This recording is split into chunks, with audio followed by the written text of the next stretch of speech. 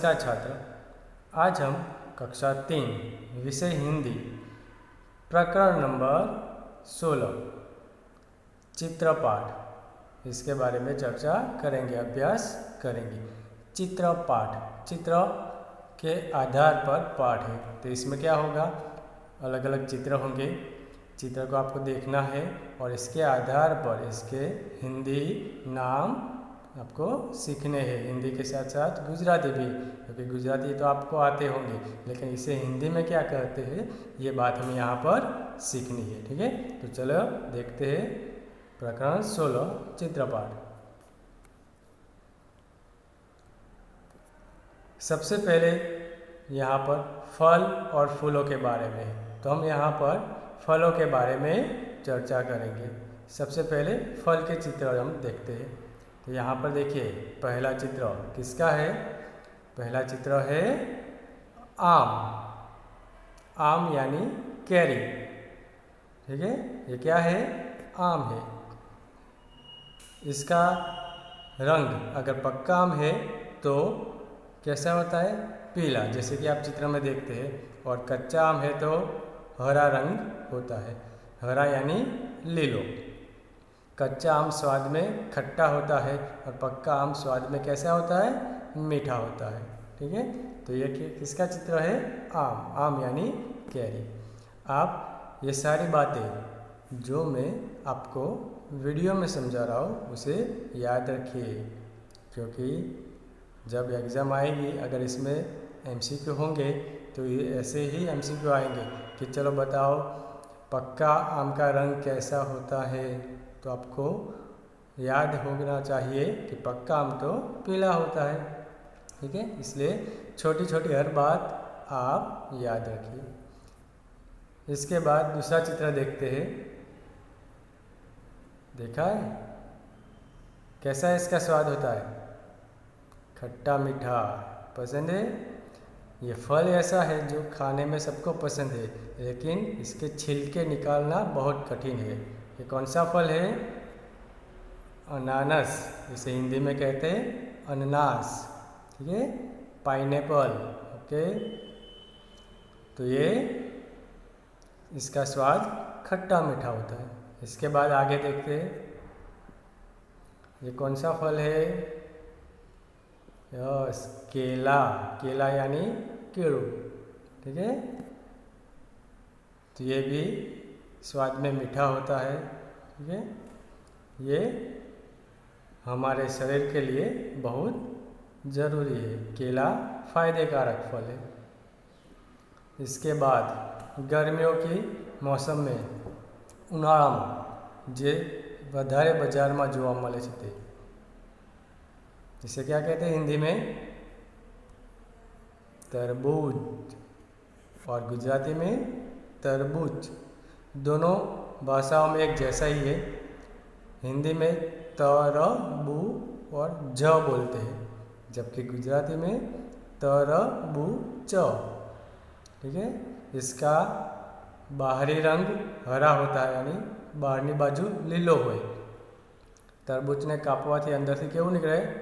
लाल, यानी भीतर का रंग, अंदर का रंग लाल होता है। ठीक है, अब इसके बाद आगे का फल देखते हैं।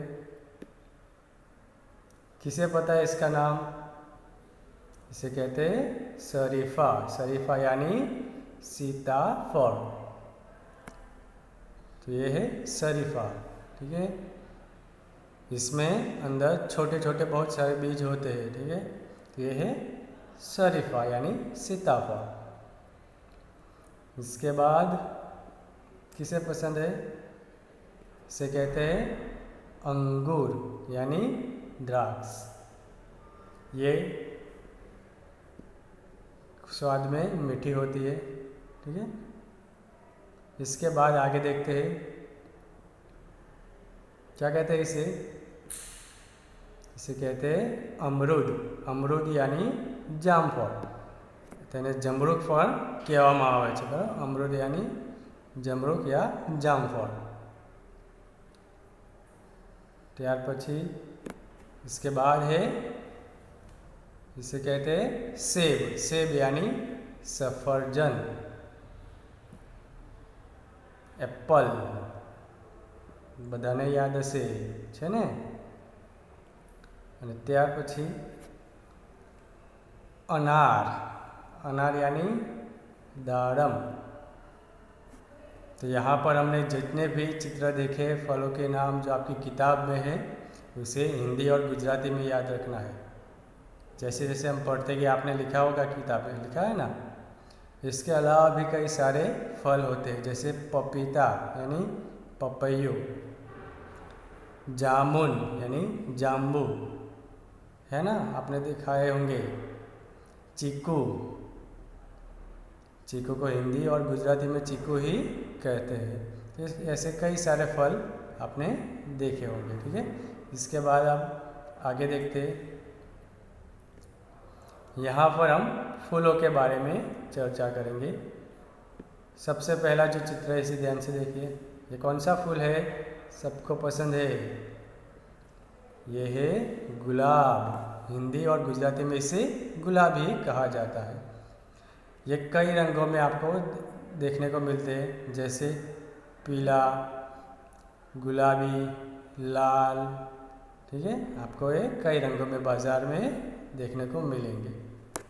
तो ये है गुलाब का फूल। इसके बाद ये फूल कौन सा है? ये है कमल। कमल यानी कमळ। આપણું રાષ્ટ્રીય ફૂલ છે, ખબર છે ને?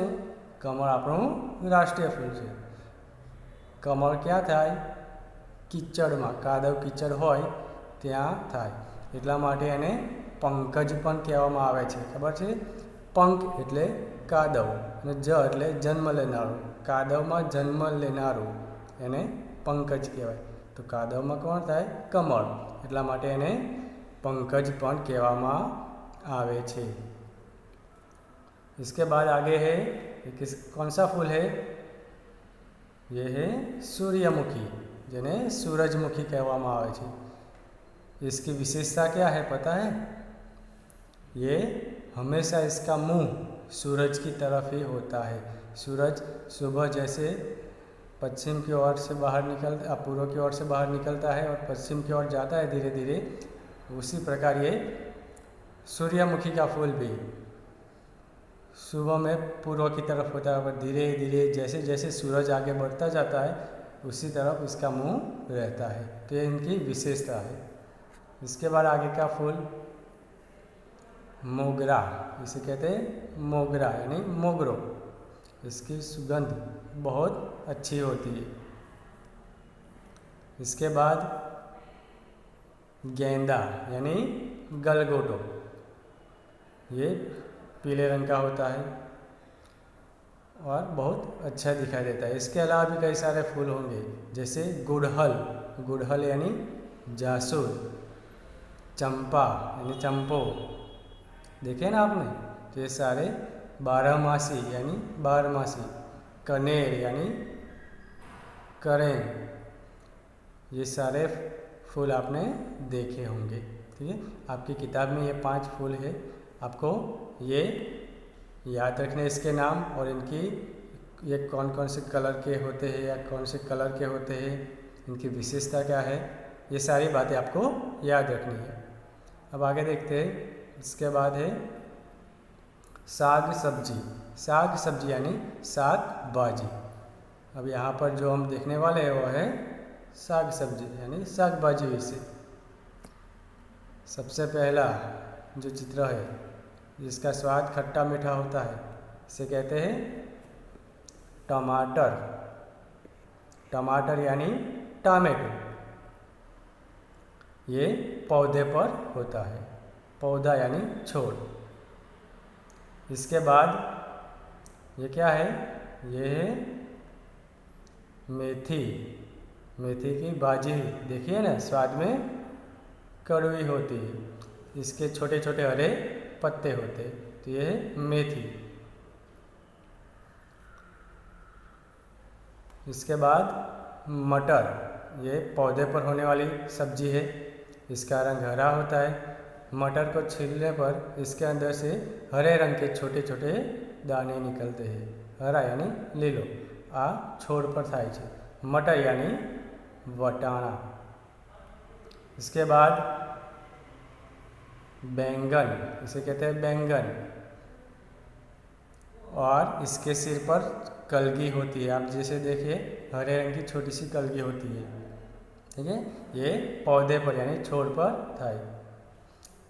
आगे की सब्जी है भिंडी, जो हरे रंग की सब्जी है, जेने આપણે ગુજરાતીમાં ભીંડો કહીએ છીએ। ये पौधे पर होने वाली सब्जी है यानी छोड़ पर थाय छे। इसके बाद है मूली। मूली सफ़ेद होती है, इसके पत्ते हरे होते हैं, और मूली है वो ज़मीन के नीचे होती है, ठीक है। ये है मूली, दिखाई देती है ना आपको। अब आगे देखते हैं।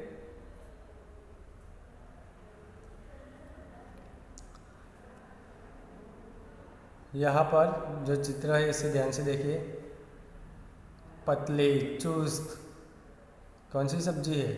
ये मसालों में इसका उपयोग होता है। हम इसकी सब्जी नहीं बनाते, लेकिन कोई भी सब्जी बनाने में इसकी ज़रूरत होती है। तो ये है मिर्च यानी मरचू, एनो स्वाद क्या हो? तीखो।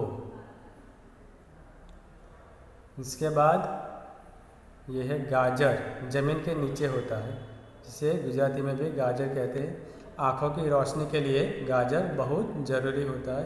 ये लाल रंग का होता है। इसके बाद है प्याज, ये ज़मीन के नीचे होती है। प्याज यानी डूंगरी।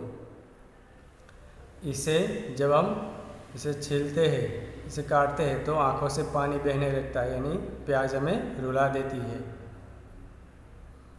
इसके बाद सभी सब्जियों का सरताज, सर्वश्रेष्ठ कहा जाए तो वह है आलू। आलू यानी बटाटा, ये ज़मीन के नीचे होता है। इसके बाद लौकी। लौकी यानी दूधी, ये लता पर यानी कि वेला पर थाय छे। दूधी की सब्जी बनती है, साथ ही स्वादिष्ट हलवा भी बनता है।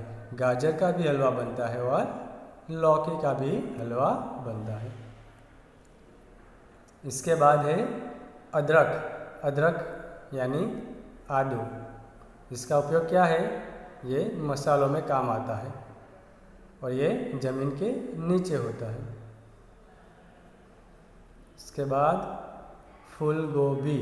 फूल गोभी यानी फूल की तरह होता है, देखने में एक फूल दिखाई देता है, इसलिए इसे फूल गोभी कहते हैं, जिसे हम गुजराती में फुलेवर कहते हैं, और ये पौधे पर होता है। तो इस तरह से यहाँ पर हमने सब्जियों के बारे में परिचय प्राप्त किया। जो आपकी किताब में चित्र है उनका नाम हमने हिंदी में क्या कहते हैं, गुजराती में आप क्या कहते हैं, इसके बारे में चर्चा की। तो ये सारी बातें जो आज के वीडियो में मैंने आपको बताई है, इसे तैयार कर लेनी है, ठीक है।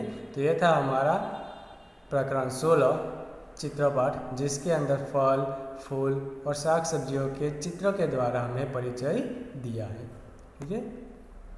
तो इसे आप तैयार कर लीजिए और याद रखिए। धन्यवाद।